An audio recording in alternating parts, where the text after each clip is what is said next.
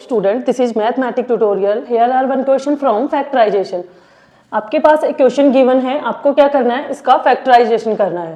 तो फैक्टराइजेशन करने के क्या है, आपके पास टू मेथड्स होते हैं। फर्स्ट मेथड होता है कि आप इसको आइडेंटिटी बेस पर आप इसके फैक्टर्स कर सकते हैं। आइडेंटिटी बेस आप इसको क्या कर सकते हैं, फैक्टर कर सकते हैं।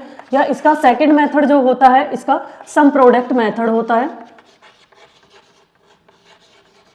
सम प्रोडक्ट मेथड, इन दोनों ही मेथड से आप इसके फैक्टराइजेशन करते हैं। फर्स्ट हम देखते हैं आइडेंटिटी से आप क्या है, इस क्वेश्चन के अंदर आपको अगर कुछ इसकी अलजेब्रा एक्सप्रेशन का एक हमारे पास फॉर्मूला होता है a प्लस बी का होल स्क्वायर। उसको जब हम स्प्लिट करके लिखते हैं a square plus B square देखो आपके पास क्या है 16 को आप कैसे लिख सकते हैं 4 का square. Okay, 2ab 2 multiple a आपके पास a है एंड b क्या है आपके पास 4।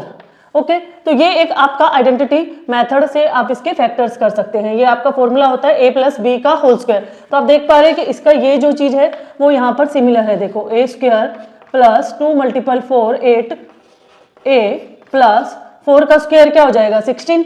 यही तो है आपके पास क्वेश्चन में। तो इस आइडेंटिटी पर आप इसके फैक्टराइजेशन कर सकते हैं। तो क्या फैक्टर होंगे, a प्लस बी की जगह क्या हो जाएगा 4 का होल स्क्वायर। तो इसे हम कैसे लिख सकते हैं, कैसे फैक्टर होंगे a plus 4 and a plus 4। तो ये इसके फैक्टर हो जाएंगे on the base of identity method से। ठीक है, अगर हमें आइडेंटिटी लर्न नहीं है तो हम इसको दूसरे मेथड से भी सोल्व कर सकते हैं। दूसरा क्या मेथड होता है, सम प्रोडक्ट मेथड। यानी सम प्रोडक्ट मेथड के अंदर आपको कुछ नहीं करना होता, 8a प्लस 16, इसमें a एंड c को आपको क्या करना होता है, प्रोडक्ट करना होता है।